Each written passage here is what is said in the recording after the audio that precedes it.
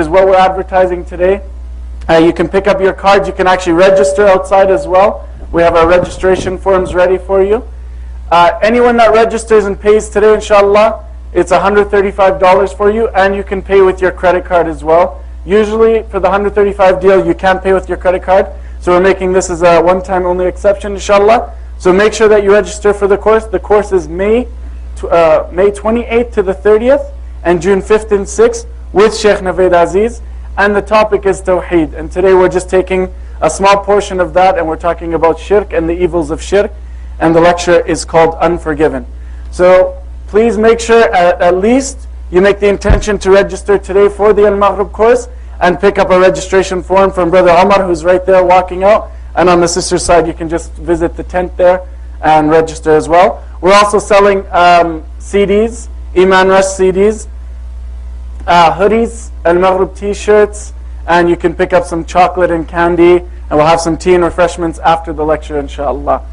So I just do a quick introduction of Sheikh Naveed if he's ready. Yes? Okay, wonderful. Of course, we all know Sheikh Naveed. Alhamdulillah, we've had him here many times in the last few months. We've been very blessed to have him here in Calgary with us. And Alhamdulillah, he's a graduate of the University of Medina, born and raised in North America, and a product of Montreal. He's a Montreal Canadiens fan. Nobody's perfect, that's okay. They're golfing now, alhamdulillah. So alhamdulillah, we're always, wallahi, very blessed to have Sheikh Naveed with us. And he's a very close friend of mine, and wallahi, I just love to see him here.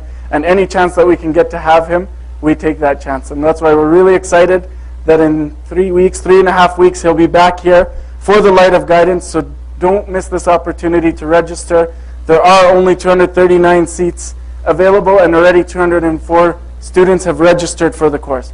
So please make sure that you take the opportunity now, before it's too late, and register for the course, and pay today so that you can secure your spot. Jazakumullah khair. And here is our favorite brother, Sheikh Naveed Aziz. Jazakumullah khair.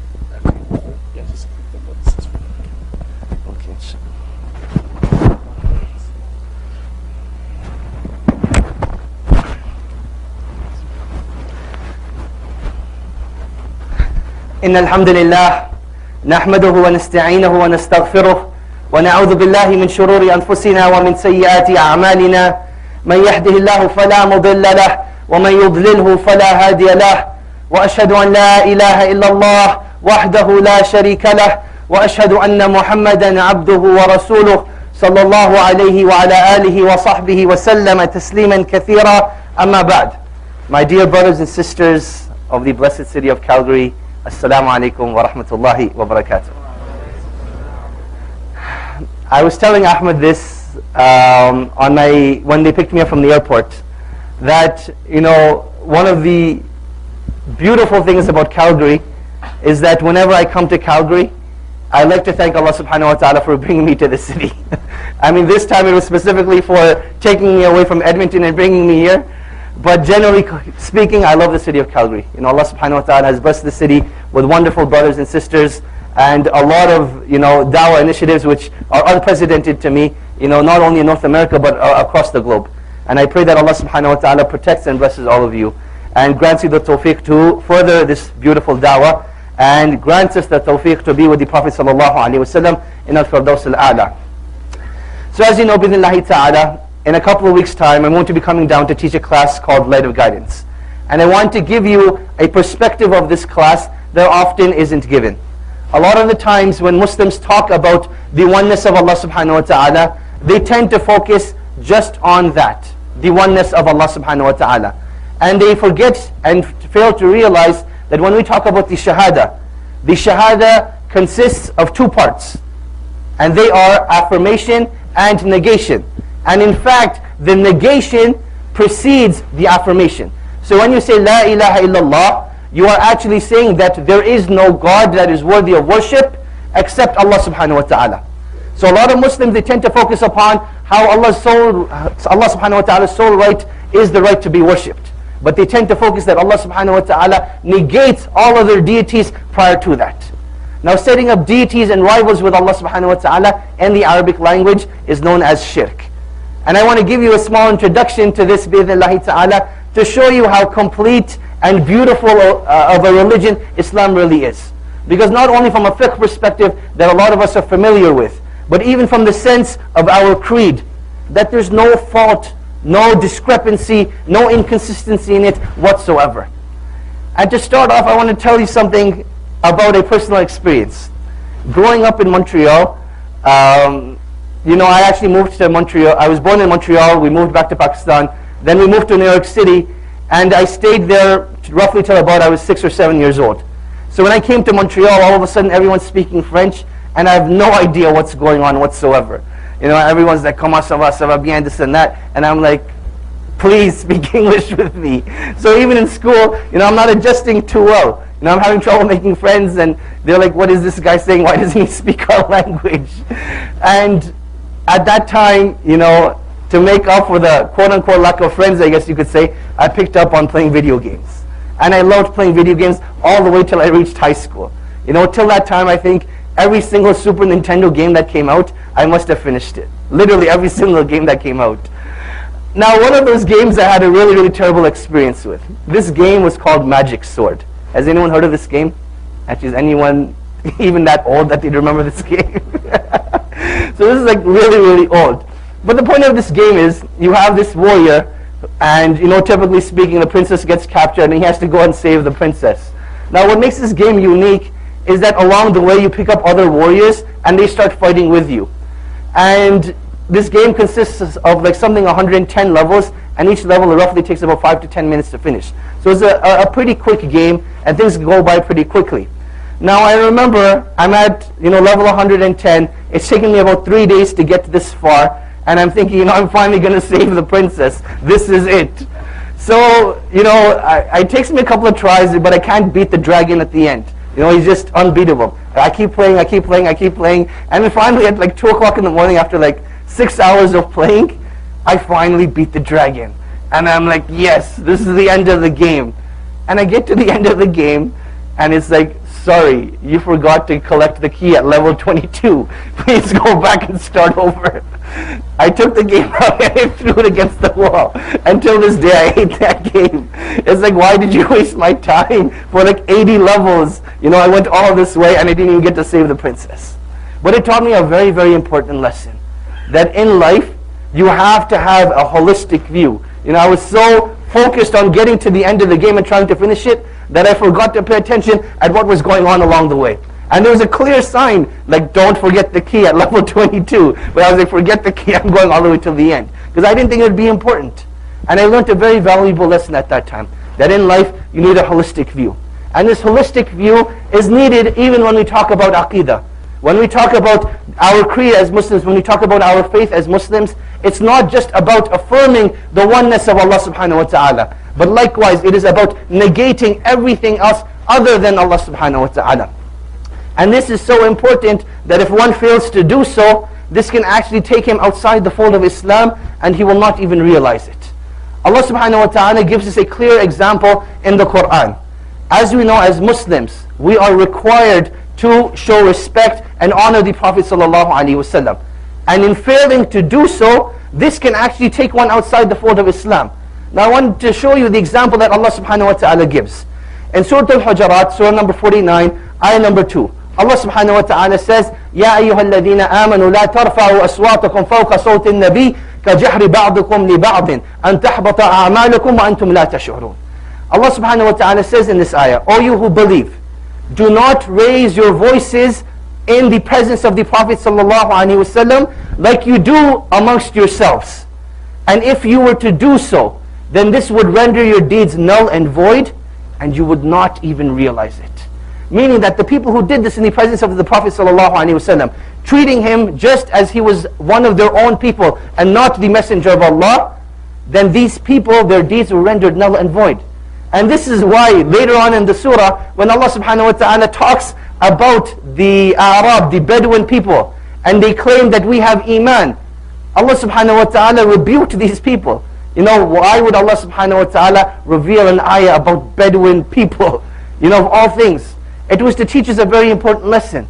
that one cannot claim Iman and completion of Iman up and until all the attributes of Iman are actually complete. So when these Bedouins said that we have believed, Allah subhanahu wa ta'ala said to them, but rather say you have submitted. That you've submitted to Allah subhanahu wa ta'ala, but true Iman has not entered into your hearts at that time.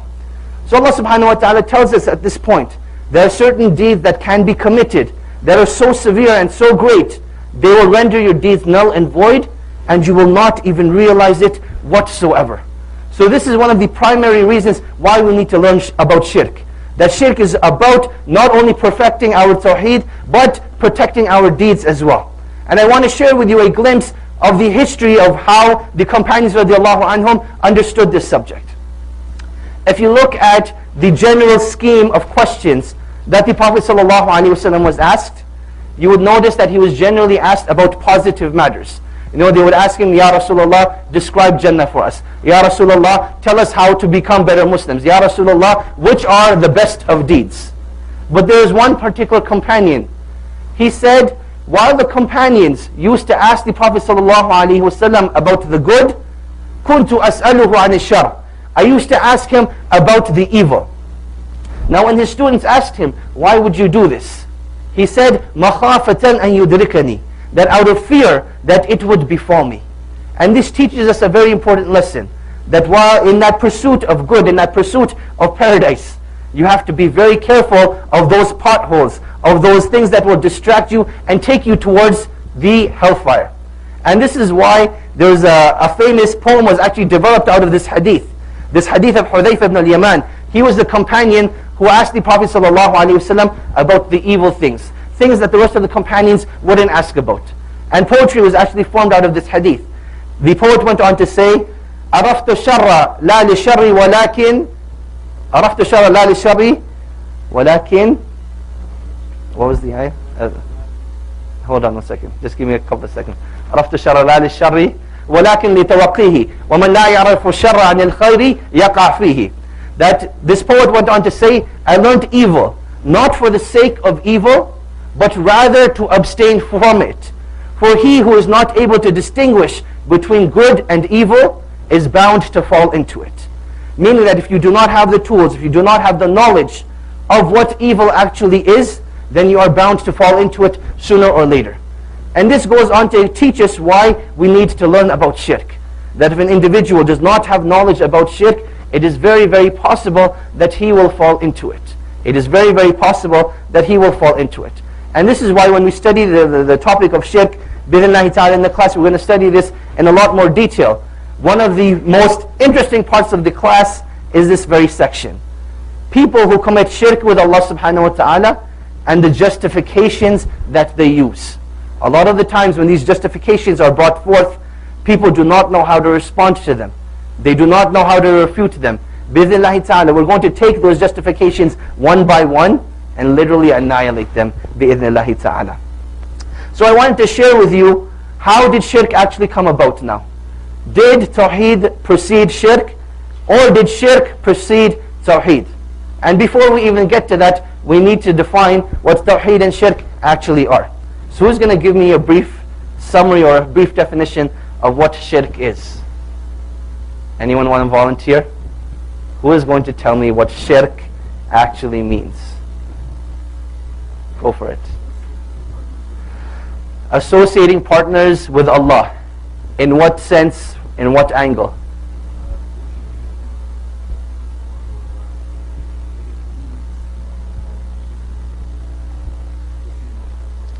Associating people at the same level of Allah. You were close. You mentioned a key word, but you left out. Who's going to help the brother out, inshallah? Go for it. Which means? Excellent. So it is to affirm rivals and partners with Allah subhanahu wa ta'ala in three particular aspects. Number one, in His Lordship. And what Lordship actually means are those characteristics that are specific to Allah subhanahu wa ta'ala, like creation, like granting life, like taking life away, like the alternation of the sun and the moon, like the giving of sustenance. These are all characteristics of Lordship that are particular to Allah subhanahu wa ta'ala. So to say that anyone can do this with Allah subhanahu wa ta'ala, or anyone does this better than Allah subhanahu wa ta'ala, then this is a form of shirk particular to ar-rububiyyah, or in the lordship of Allah subhanahu wa ta'ala. Number two, in the worship of Allah subhanahu wa ta'ala, in His uluhiyyah. And this is the most fundamental and most important one. Because if you look at the message that all of the prophets came with, they all came with that one message: worship Allah subhanahu wa ta'ala alone. And you will see that the vast majority of shirk, or the vast majority of association and rivalry with Allah subhanahu wa ta'ala, is done in this very point. And so this means that Allah subhanahu wa ta'ala has that sole right to be worshipped alone. Now an interesting point arises. What in Islam, how do we actually define worship? What does the term worship actually mean? Does it just mean to magnify and glorify Allah subhanahu wa ta'ala? Does it mean that Allah subhanahu wa ta'ala, to have the belief that Allah subhanahu wa ta'ala is the only one that can create and sustain? Or is there more to it than just that? Now obviously this is a whole detailed discussion on its own, and this shows you again the beauty of Islam. That not just in compromise, but encompasses the spiritual aspect as well as the physical aspect. Encompassing our physical bodies and our spiritual nature that needs to be nurtured through the worship of Allah subhanahu wa ta'ala. So to believe that anyone has the right to be worshipped, or to worship anyone other than Allah subhanahu wa ta'ala, this consists of shirk with Allah subhanahu wa ta'ala in al-uluhiyyah. And this is where the vast majority of shirk actually takes place. Number three, in the names and attributes of Allah subhanahu wa ta'ala. Now we all know that Allah subhanahu wa ta'ala has beautiful names and lofty attributes. But interestingly enough, people actually commit shirk in the names of Allah subhanahu wa ta'ala. Just to give you an example, there are certain names of Allah subhanahu wa ta'ala that cannot be used by the people. So for example, the name Ar-Rahman, or the name Rahman, it is not permissible for anyone to use that name. Because it is a name that has a meaning that cannot be fulfilled by any of the creation of Allah subhanahu wa ta'ala. And Ar-Rahman, often in English, it's translated as the gracious, the benevolent, the beneficent, but it has a deeper meaning than that. If you look at the discussion of the scholars behind the beautiful name of Ar-Rahman, it means that Allah subhanahu wa ta'ala, when He says He is Ar-Rahman, He is the ultimate source of mercy. Meaning that any mercy that is shown in the creation, a mother towards its child, an individual towards an animal, an individual towards the elderly, an individual towards his family, that Allah subhanahu wa ta'ala is the ultimate source of that mercy. So this is an example of shirk in the names and attributes of Allah subhanahu wa ta'ala. Likewise, to deny some of the attributes of Allah subhanahu wa ta'ala. Like you look in the Quran, the same attribute. The Quraysh told the Prophet sallallahu alaihi wasallam, وَمَا الرَّحْمَنِ, and who is Ar-Rahman? Meaning negating that Allah subhanahu wa ta'ala was Ar-Rahman. So to negate any of the names and attributes of Allah subhanahu wa ta'ala likewise constitutes of shirk as well. Now this tends to become a very heated discussion, because people love to talk about the names and attributes of Allah subhanahu wa ta'ala, because this is where the vast majority of deviance took place. We said the vast majority of shirk took place in uluhiyyah, the worship of Allah subhanahu wa ta'ala, but the vast majority of deviance, meaning the creation of the different sects in Islam, took place in this third category, in the names and attributes of Allah subhanahu wa ta'ala. So that is a brief summary and definition of shirk. Now a question arises, which one came first? The chicken or the egg? Shirk come first, or did Tawheed come first? So how many people believe that Tawheed came first? Raise your hands. Okay, put your hands down. How many people believe shirk came first? Raise your hands. So we have one person, two people, a couple of people. Okay, let's hear from the people who said shirk came first. Why do you believe that shirk came first? Any ideas? I don't think it's fair. I think, how old are you, brother, if you don't mind me asking? You, yes, the one who raised your hand.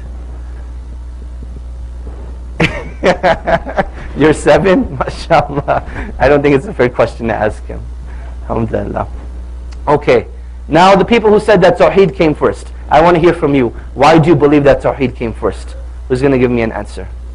Why do you believe that Tawheed came first?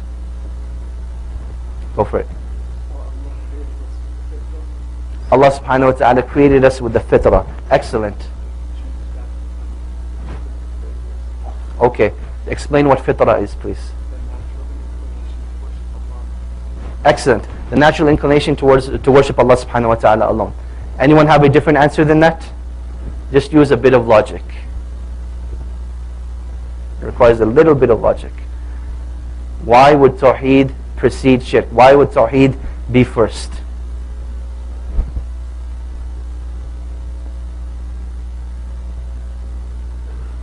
Okay, the first creation of Allah subhanahu wa ta'ala in terms of human beings.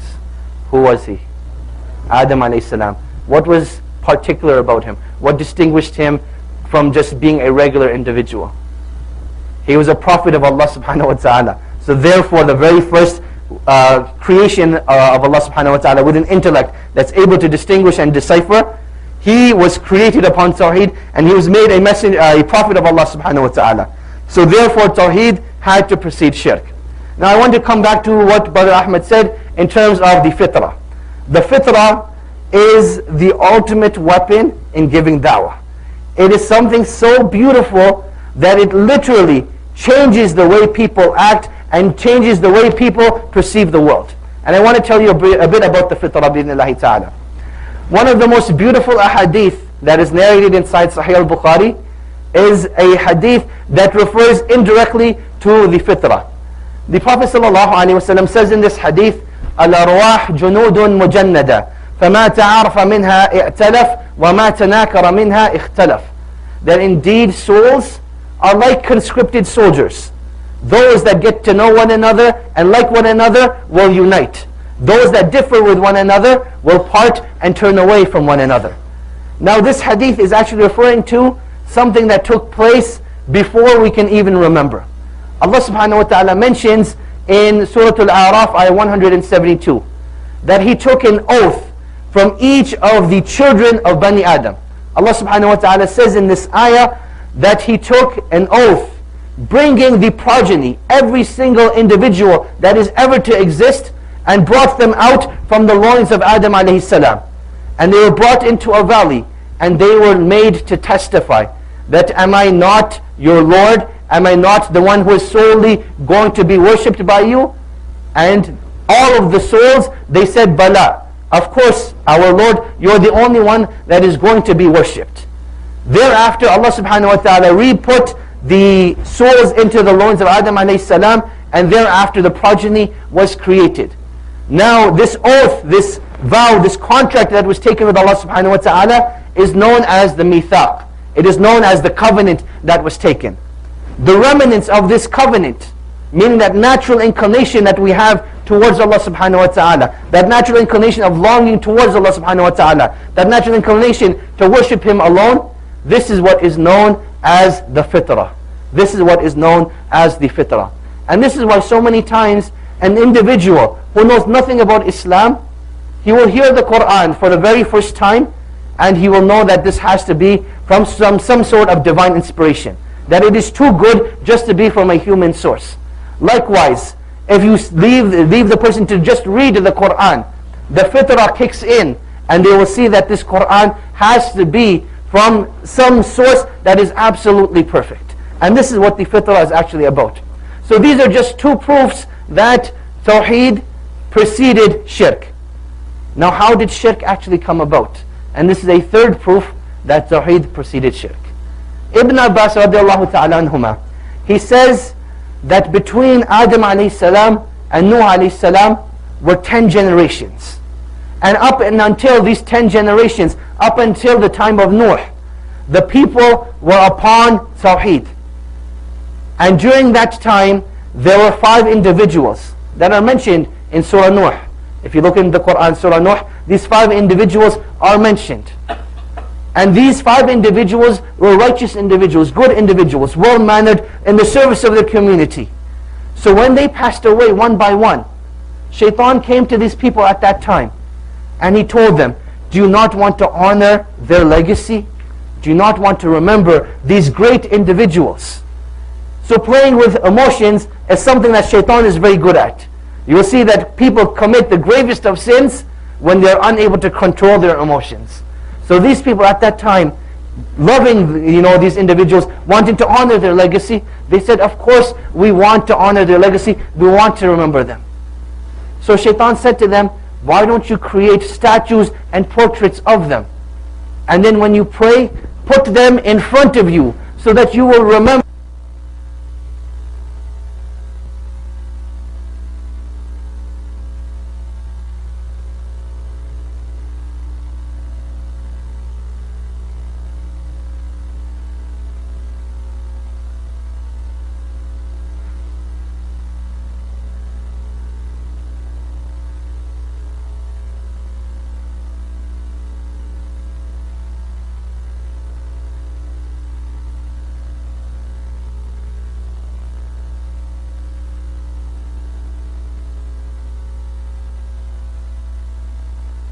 Why those statues are there. Jazakallah khair.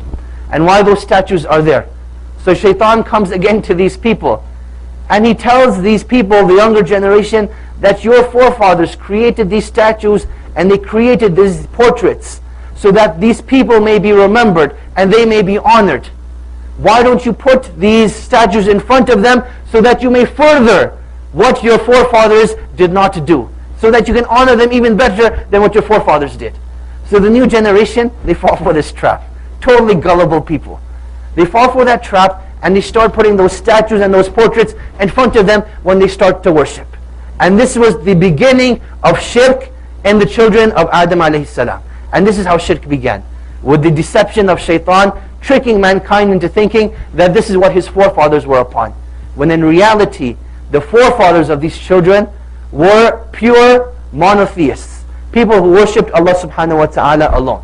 So that is a third proof that Tawheed preceded shirk. The statement and story that Ibn Abbas radiallahu ta'ala anhuma narrates. Now,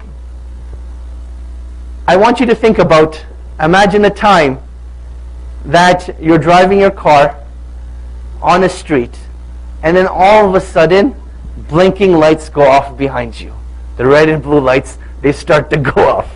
What's that feeling that you tend to get? You know, you haven't done anything wrong, but you still start to feel nervous all of a sudden. It's as if, like, even without the sound, the sirens are going off in your head. This is the example I'd like to give, that when we talk about the dangers of shirk, they're so evil that even though, you know, the cop may not be pulling you over, you may not be the one falling into shirk, but it's so evil that sirens need to start going off in your head. They need to start going off in your head. And there's a nice story that's actually narrated by one of the scholars in the 13th century. He told his students that, you know, there's a group of people that sacrificed a chicken to an idol. He told his students that there was a group of people that sacrificed a chicken to an idol. Some of them didn't take it too seriously. They cracked a couple of jokes. Others of them, they're like, A'udhu Billah, you know, that's terrible to hear. A couple of days go by, and he says, oh my students, what would your reaction be if I told you that a man fornicated with his mother? What would your reaction be if I told you a man fornicated with his mother? Obviously the facial expressions totally changed. Absolute disgust, absolute hatred for this act. So he says, oh my dear students, in the sight of Allah, it is worse that a chicken be sacrificed to an idol than it is that a man fornicate with his mother. Because as for the former, Allah subhanahu wa ta'ala will not forgive that act up and until they seek forgiveness for it. Whereas for the individual who fornicates for his mother, then this is just another sin.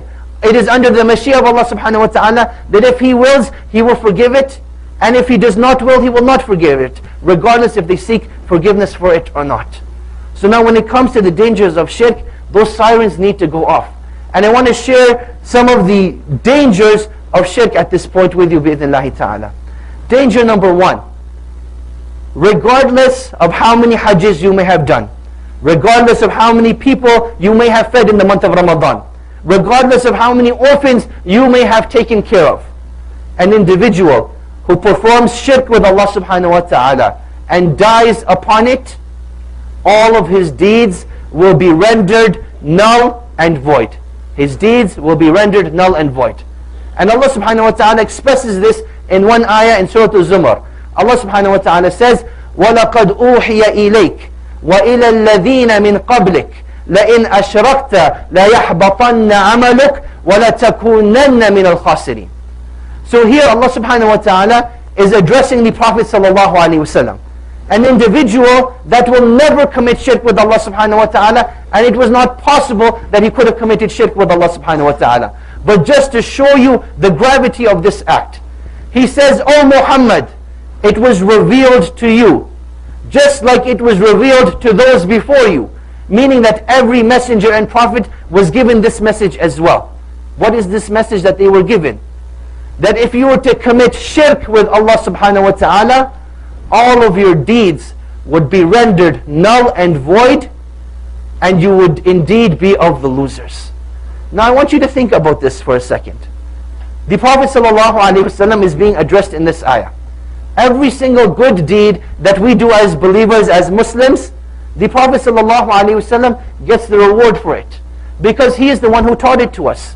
And an individual who guides to a good act is just like the one who does it. So here the Prophet ﷺ, the best of the creation, the best of the children of Adam, the best of the prophets and messengers, is being told that if you were to commit shirk with Allah, even your deeds would be rendered null and void. Then how about someone who's of an even lesser degree? Just people like us. If we were to commit shirk with Allah subhanahu wa ta'ala, what would happen with our deeds? Allah subhanahu wa ta'ala further manifests this and explains this in two other ayats. Allah subhanahu wa ta'ala defines and mentions what is going to happen to the good deeds of the people of the book when they show up on the day of judgment. Allah subhanahu wa ta'ala says, وَقَدِمْنَا إِلَى مَا عَمِلُوا مِنْ عَمَلٍ فَجَعَلْنَاهُ هَبَاءً مَنْثُورًا. And their good deeds, they will be brought forth on the day of judgment. All the charity that they did, all of the taking care of the poor and the weak and defending their rights, all of that will be brought forth on the day of judgment. But since they fell into shirk, فَجَعَلْنَاهُ هَبَاءً مَنْثُورًا. We will make it into scattered dust. Imagine, you're cleaning your bookshelf one day, you're cleaning that table. You pick it up, you wipe the table, you look at it, and you blow. That is what is going to happen to their deeds. Now something what is even scarier is Allah subhanahu wa ta'ala goes on and further explains this in Surah Al-Kahf when he says, قُلْ هَلْ نُنَبِّئُكُمْ بِالْأَخْسَرِينَ أَعْمَالًا. Say, shall we inform you of the greatest losers in terms of their deeds? That there are those people who thought that in this world they were doing something good. They thought that they were getting closer to Allah subhanahu wa ta'ala. They thought that they were from the quote-unquote awliya of Allah subhanahu wa ta'ala. But in reality, there were people who had gone astray, and their deeds will be rendered null and void. Imagine this, living your whole life thinking that you're doing something good, but in reality, your destination is the hellfire. Why? Because you never bothered to learn what the dangers of shirk actually were. You never bothered to learn what shirk with Allah subhanahu wa ta'ala actually means. And therefore your ultimate destination became the hellfire. That is point number one, that all of your deeds are rendered null and void. As a result of your deeds being rendered null and void, your ultimate destination becomes the hellfire.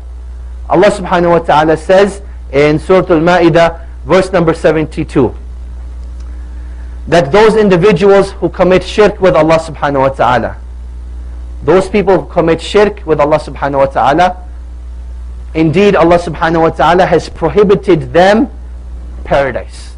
They have been prohibited from paradise. Now you can imagine, you're created in this world, you've struggled and you've strived as hard as you possibly can. And because of something that you did, that you didn't learn about shirk, you didn't learn about its dangers, Allah subhanahu wa ta'ala prevents you from entering paradise for an eternity.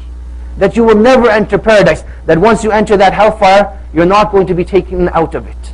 Because you never bothered to learn about shirk and its dangers.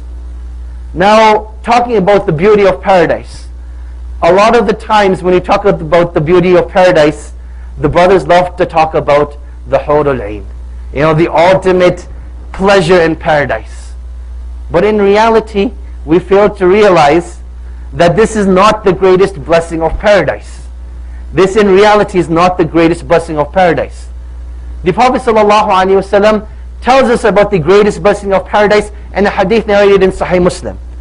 He mentions that two groups of people will see the face of Allah subhanahu wa ta'ala. And seeing the face of Allah subhanahu wa ta'ala is the ultimate blessing, and Allah subhanahu wa ta'ala shows us how through the Prophet sallallahu alaihi wasallam. He says two groups of people will see the face of Allah subhanahu wa ta'ala. Something so beautiful that you'll want to keep looking at it over and over and over again. And you can imagine that it's something so great, so gratifying, so satisfying, that it supersedes the pleasure of being with the Hurul Ain. So he mentions two groups of people will see the face of Allah subhanahu wa ta'ala. The believers and the hypocrites. As for the disbelievers, they will never see the face of Allah subhanahu wa ta'ala in its beautiful form. But in its beautiful form, the believers and the hypocrites will see it. As for the believers, it is obvious why.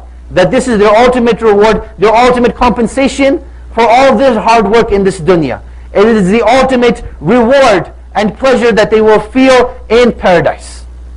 But as for the hypocrites, they will be shown the beautiful face of Allah subhanahu wa ta'ala for a few seconds, for a very few short limited amount of time, and then they will be thrown into the hellfire forever. And Allah's Messenger sallallahu alaihi wasallam goes on to say that this ends up becoming their worst punishment. Realizing that they could have been of those individuals who could have seen and had the pleasure of seeing Allah subhanahu wa ta'ala's face. But Allah subhanahu wa ta'ala punishes them for an eternity with regret and remorse, that they chose a way of hypocrisy, and thus they keep punishing themselves from the inside, and it becomes the worst form of punishment that the hypocrites will have in the hellfire. Seeing something so beautiful and then not being able to see it again. I remember when my teacher was explaining this to us, we couldn't really understand what this meant. So he explained to us that imagine you have a young child, any of the young brothers in this room. Up and until this point of time, he's never tasted chocolate. So if you were to put chocolate on the table, he has no idea what it is. He has no craving for it, no longing for it, no desire for it. But take another child instead. A child who has tasted chocolate, the beauty of it. Someone who loves chocolate now. If you were to give them a piece of chocolate, and you have like a whole container full of chocolate over here, and you tell that child that you can never have any more, imagine what his reaction would be. That was the example that he gave us. And I was telling this to the brothers today. One of the most unique experiences I ever had was when I had a stopover in the city of Geneva in Switzerland. And something very interesting about the airport over there is that they actually have a chocolate factory inside the airport. How many people have heard of Lindt chocolate? Raise your hands, please. Lindt chocolate. I mean, I think we can pretty much agree that, fine, it might not be your favorite chocolate, but it's like definitely up there. It's like an amazing chocolate. So I remember I had like a 6-hour wait, 8-hour wait.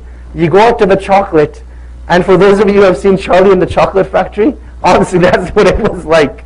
Like they have this river of chocolate, and it's going through mountains. There's like a pond. There's like chocolate trees there, and it's just unbelievable. And then from this chocolate river, they give you a free sample of like pure liquid milk chocolate. They give you a little bit. This is just like, I guess to entice you to buy their chocolate. They give you a little bit, you try it, and for me, like honestly, I've never had a drink like that amazing. Like when I thought about it, I was like, subhanAllah, I can't imagine what this is going to be like in Jannah. Like I couldn't picture that at that time, because it was how amazing that was. Now at that point in time, they only give you one. And you ask for a second one, they're like, sorry, we can't give it to you. And you're like, okay, fine, I'm willing to buy it. And they don't even let you buy it. Like you can just buy the chocolates, you can't buy like the shot of liquid milk chocolate that they give you as a teaser, as they say. And I'm like, subhanAllah, this is torture, man. But alhamdulillah ala kulli hal. So an individual who performs shirk with Allah subhanahu wa ta'ala, he is going to be prevented from paradise, and his ultimate destination is going to be the hellfire. Now we don't realize this because as human beings, we can't really perceive what an eternity is like. You know, for us, if an hour goes by really, really slowly, we say that, oh man, this feels like an eternity. Because we don't really understand what an eternity is. Living 100 years compared to an eternity, it's not even like a percentile. You can't even make it a percentile because it's unlimited. An individual who goes to the hellfire because of shirk, he's going to be there for an eternity. Meaning that he's stuck there, he's not getting out of there. And he's going to continue to be punished over and over and over again, wishing and praying to Allah subhanahu wa ta'ala, oh Allah, take me out of the hellfire. But at that point, it's too late. You should have learned about shirk while you were in this dunya so that you could have avoided it. And then we go on to point number 3, which is shirk is the only sin that Allah subhanahu wa ta'ala will not forgive up and until you repent from it. Meaning you change your ways from shirk. That is the only sin that Allah subhanahu wa ta'ala requires that you make tawbah from it. Or otherwise Allah subhanahu wa ta'ala will not forgive you for it. And this is why Allah subhanahu wa ta'ala says in Surah An-Nisa that those people who perform shirk with Allah subhanahu wa ta'ala will not be forgiven. And He forgives anything lesser than that to whom He pleases. So meaning any other sin you may have committed in your life that you feel remorse for, that you feel regret for, realize that the mercy of Allah subhanahu wa ta'ala is there. That Allah subhanahu wa ta'ala will forgive you, and He wants to forgive you. Just seek His forgiveness and seek His pardon. And even if you forget or become lackadaisical, Allah subhanahu wa ta'ala possibly still could forgive you. But don't take that chance. But when it comes to shirk, that infinite mercy of Allah subhanahu wa ta'ala, Allah subhanahu wa ta'ala takes it away. That the mercy of Allah subhanahu wa ta'ala does not come into play at that very time. Why? Because shirk is like someone who feeds you, someone who takes care of you, someone who grants you everything that you need and everything that you want. And even after all of this, you go and thank someone other than Him. That is what the essence of shirk is all about. And that is why Allah subhanahu wa ta'ala will not forgive it. And this is why when Ibn Mas'ud radiallahu ta'ala anhu was asked about shirk, he said, أَن تَجْعَلَ لِلَّهِ نِدَّةً وَهُوَ الَّذِي خَلَقَكَ, that it is to create a rival with Allah subhanahu wa ta'ala while He is the one who created you. Meaning the one that brought you into existence, you're going to worship other than Him, you're going to thank other than Him. This is why Allah subhanahu wa ta'ala will not forgive it. This is why Allah subhanahu wa ta'ala will not forgive it. Now what are some of the practical ways that we can actually avoid shirk? Number 1 is educating yourself. It is very important to educate yourselves about shirk. Classically speaking, if you were to look into the books of hadith, when they talk about shirk, they generally discuss it under the book of Iman. So if you take in particular Sahih Muslim, take Sahih Muslim, it has roughly about 118 hadith in this chapter. Go through these hadith one by one, and Imam Muslim rahimahullah in summary describes all the acts of shirk and what you need to stay away from. That is number 1. Number 2, there's a beautiful book called Kitab al-Tawheed, the book of monotheism. Take this book, it's short, maybe about 150 pages or so. Study it, read it, and you will perfect your Tawheed and learn what shirk is, and you can stay away from it, bi-idhnillahi ta'ala. That's in terms of reading. In terms of lectures, I really haven't come across anything in detail other than an explanation of Kitab al-Tawheed. This book, was explained by our beloved brother and Sheikh Yasir Qadi. And after his first year of Medina, he came back to the city of Houston and did, I think, a 16-part or 17-part explanation of Kitab al-Tawheed. If you search on the internet, you can download it for free, listen to these lectures, and it will be the greatest blessing, bi-idhnillahi ta'ala, that you have ever attained. Number 2, there's a dua that the Prophet ﷺ encouraged his companions to make. And that was that, oh Allah, I seek refuge in you from shirk that I commit knowingly and unknowingly.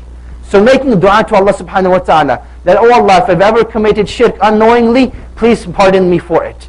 And likewise, if I ever commit shirk knowingly, then please guide me away from it. So this was a dua that the companions radiallahu ta'ala anhum were taught. So if you take like a book, Hisn al-Muslim, the fortress of the believer, you can look up this dua and memorize that dua bi'idhnillahi ta'ala. And number 3, this is like your ultimate solution, like act now bi'idhnillahi ta'ala. You can attend this class called Light of Guidance. Because in the English language, as far as I know, nothing has been done to this degree at an academic level where shirk is literally annihilated and refuted. That anyone who attends this class, it is the ultimate establishment of proof on him that he will never have an excuse thereafter to commit shirk with Allah subhanahu wa ta'ala. Because I want to explain to you the story behind this actual class. This actual class took about 5 years in the making. One curriculum took 5 years in the making. And this curriculum was developed by Sheikh Yasir Qadi. And what happened was that through 5 years, while he was pursuing his master's degree, he was compiling notes bit by bit. An ultimate curriculum to study Islamic belief, to study Islamic creed. And this class eventually became the Light of Guidance. And he used myself and 2 other brothers as quote-unquote guinea pigs for this class. So every week the new material that he would prepare, he would try it out on us. And we'd criticize him and give him feedback. Okay, this worked, this makes sense, this is easy to understand. Okay, that's too difficult, change up the wording, make it different. So for 5 years, in the masjid of the Prophet ﷺ, and we had some real interesting cases. We studied this material. And it took 5 years in the making, and eventually when Sheikh Yasir came back, this is what he calls his quote-unquote baby. This is like his life's magnum opus or whatever it's called, like his lifetime achievement. This is what his class was. Now Sheikh Yasir is moving on to bigger and better things, and he's preparing a new class, which is Aqidah 4. So they needed an instructor to teach Light of Guidance. And I want to share a small story with you. That when I was graduating from Medina, this is in 2007, Sheikh Muhammad al-Sharif actually sent me an email saying that, inshallah, when you come back, I'd like you to work for Al-Maghrib. And we were discussing these details. And we were discussing, what subjects I would like to teach. So I told him, the first thing, my number 1 subject I want to teach is Aqidah. I want to teach Tawheed. It's my passion, something I really love to teach. So please, whatever classes you give me the Aqidah classes. He never emailed me back after that. He got one of the workers, I don't know if you guys have met him, but Brother Noor, has Noor been to Calgary? Brother Noor Said emails me back. He's like, look, we have Sheikh Walid Basuni, PhD in Aqidah. We have Yasir Qadi, Masters in Aqidah from Medina, pursuing PhD at Yale. Then we have you, Bachelors in Sharia from Medina. Who do you think is going to teach the Aqidah classes? And I was like, man, that totally sucks. That is just terrible. But he's like, look, maybe later on, down the line, you'll get an opportunity to do so, bi'idhnillahi ta'ala. And alhamdulillah, this is this opportunity. 3 years in the waiting, here's my chance to finally teach the Light of Guidance. And I'm really, really excited, not only because I'm finally teaching this material, but it's in a city that I love so much. A group of people that I love. And I find this to be like the ultimate blessing. That when you think about sciences, when you think about aspects of knowledge, the most beneficial knowledge that you can ever attain is the knowledge that gives the ultimate amount of benefit. And with this class, bi'idhnillahi ta'ala, you're protecting yourselves from Jahannam. You're protecting yourselves from the hellfire. Like this is the ultimate defense against the hellfire. That your deeds are going to distinguish which level of paradise you have.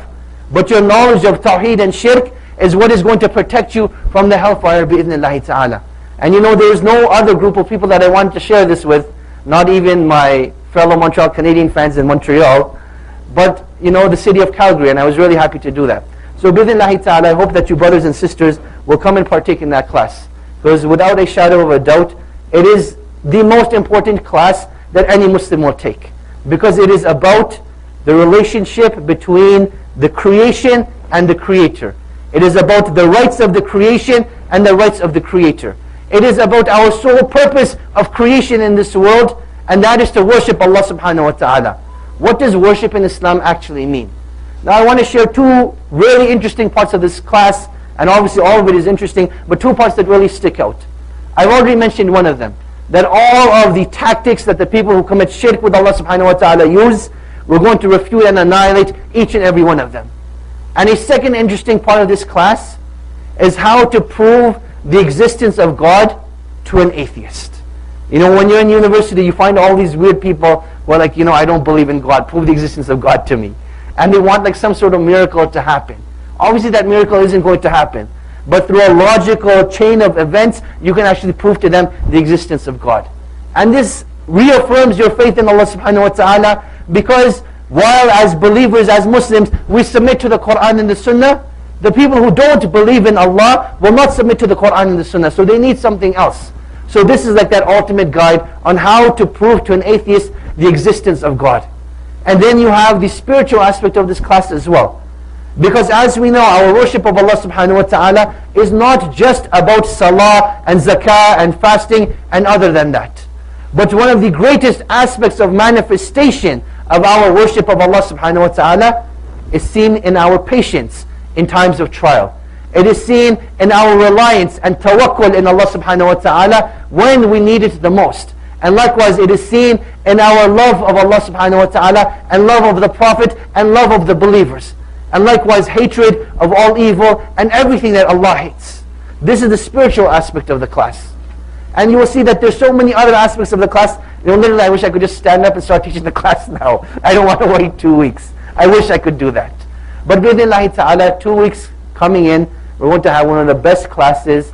Actually, I don't want to say the best class, because that might sound really proud and arrogant.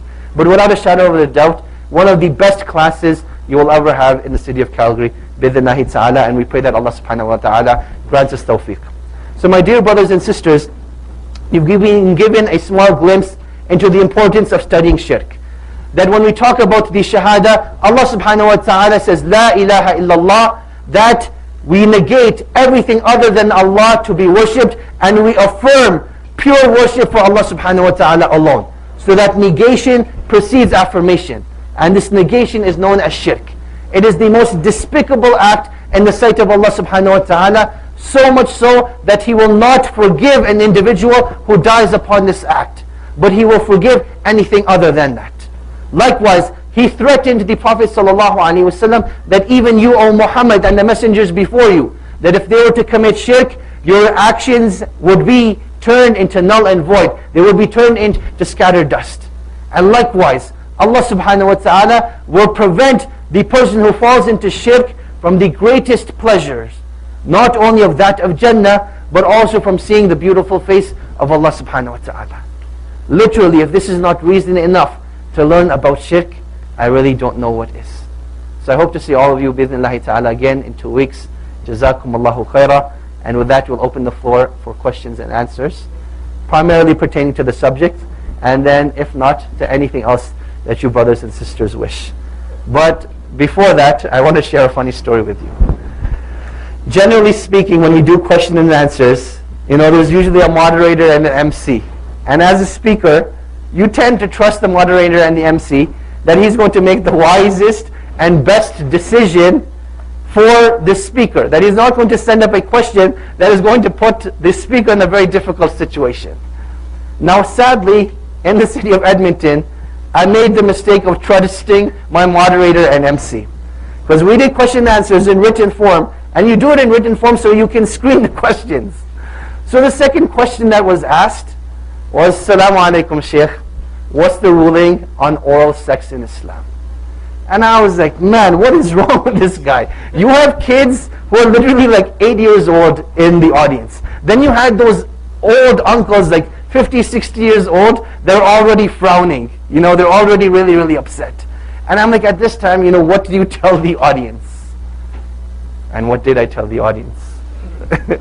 That I will not share with you. So we'll open the floor for questions and answers. Jazakumullah khair. Go for it. Wa alaikum assalam wa barakatuh.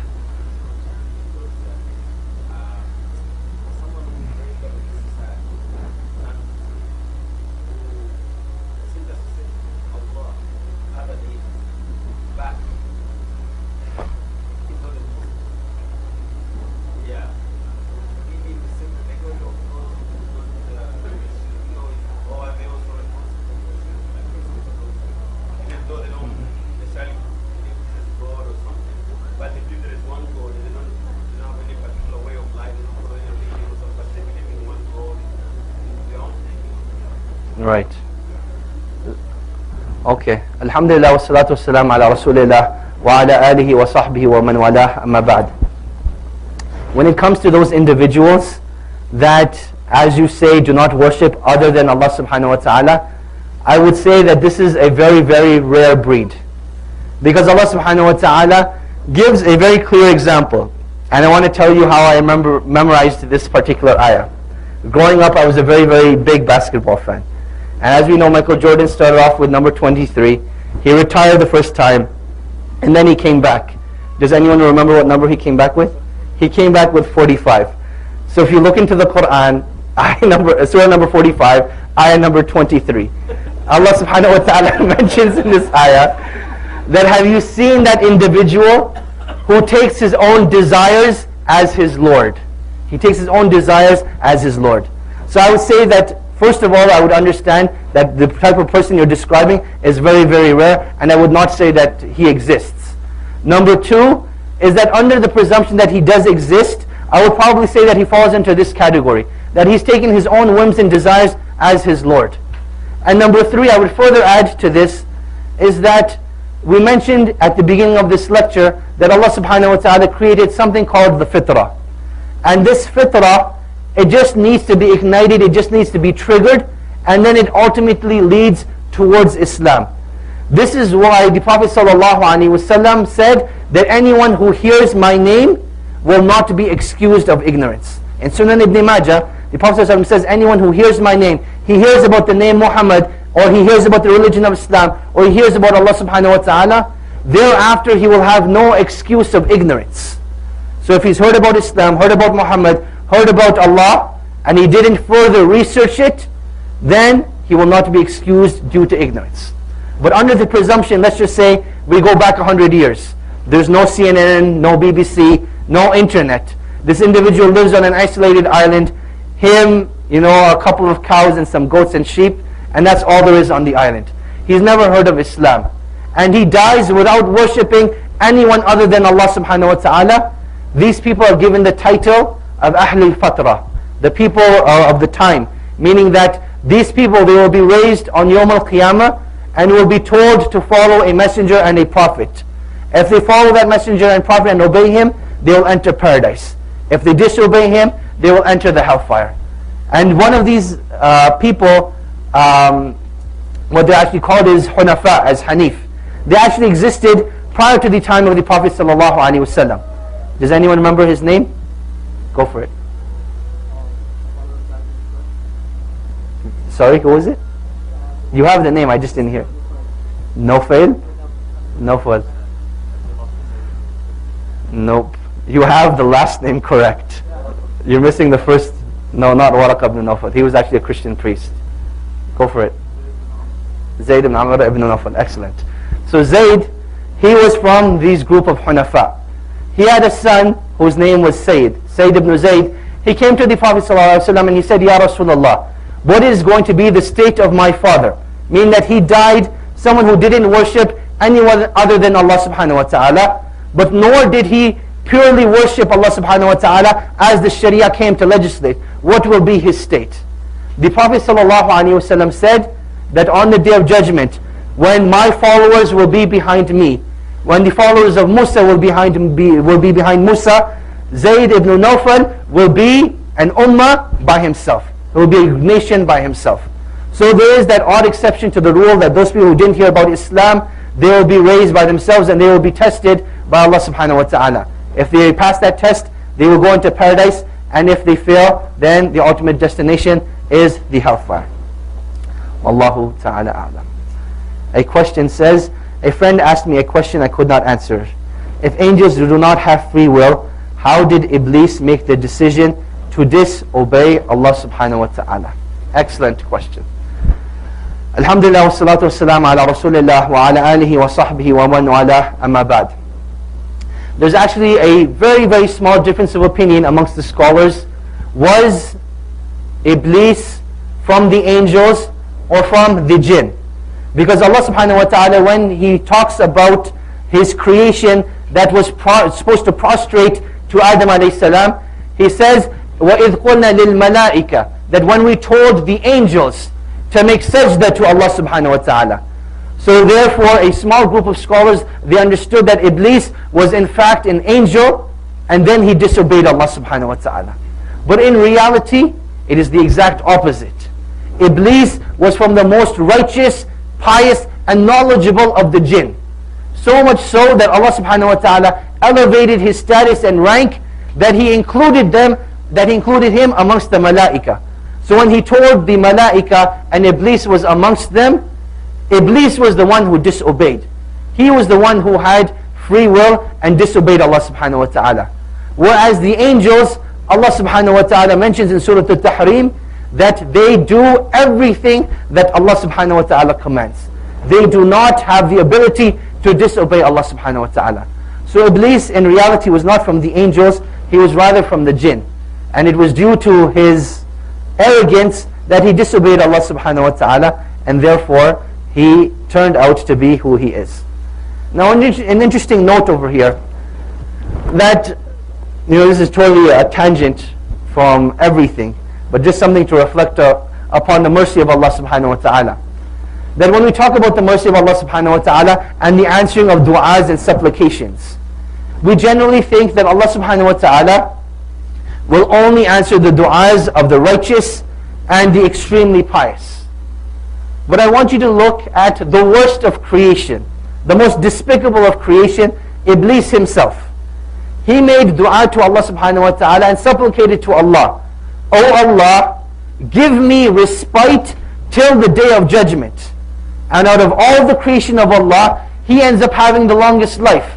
He existed before Adam alayhi salam, and he will be the last creation to die on the day of judgment, or just before the day of judgment.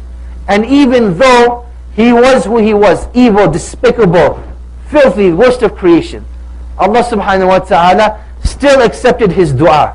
Not because he was righteous or he had done some sort of good deed, but rather that is how great the mercy of Allah subhanahu wa ta'ala is, that even someone like Iblis can have their du'as answered. And this is why sometimes you find it amazing that as Muslims, people who submit to Allah subhanahu wa ta'ala, when Allah doesn't answer our du'as right away, how hasty we become and how hopeless we become in the mercy of Allah subhanahu wa ta'ala. Brothers and sisters, if Allah will answer the dua of Iblis, trust me, each and every one of you is 1,000,000,000 times better than Iblis.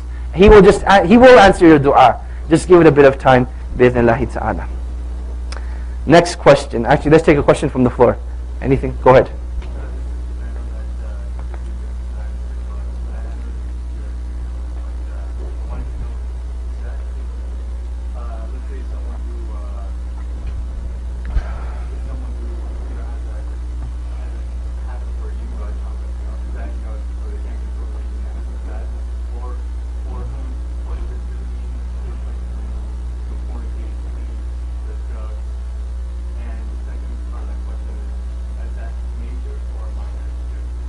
Is that major or minor shirk?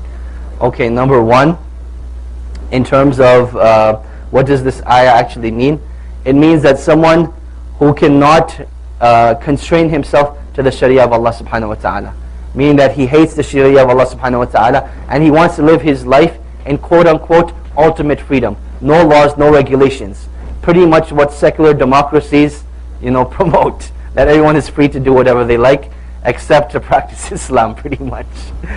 And that's what the ayah is actually referring to. People who want no law, this is what the ayah is actually referring to. So their way of life becomes purely just following their whims and desires. Eating chocolate would not fall into that. However, the other major sins would eventually fall into that. And what was your second question? Is that major or minor shirk?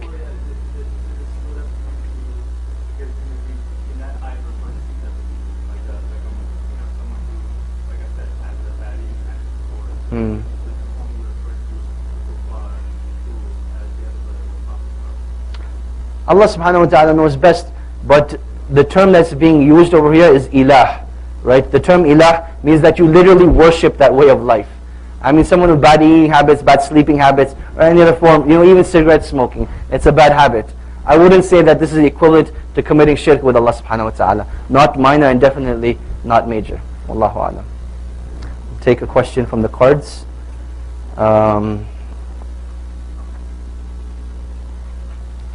Actually, these are all related to women's issues. Again, we'll address them bidhnillahi ta'ala. So question number one, we'll answer all three of them bidhnillahi ta'ala. Number one, is it haram for girls to wear pants? And the answer is no, it is not haram for women to wear pants. However, a very big however, you have to wear something over it. Meaning if those pants are going to be tight, you should wear something long, like a jilbab, like a really, really long shirt that goes down past your knees so that your aura is not exposed. So there's nothing wrong with wearing pants. However, you should wear something long over it, preferably an abaya or a jilbab or something of that nature. Number two, is nose piercing haram because Hindu women pierce their noses? And the answer to that is that, interestingly enough, nose piercing actually existed during the time of the Sahaba radiallahu anhum. And when the companions radiallahu anhum saw this, they did not make inkar of this, meaning that they did not reject or rebuke this. And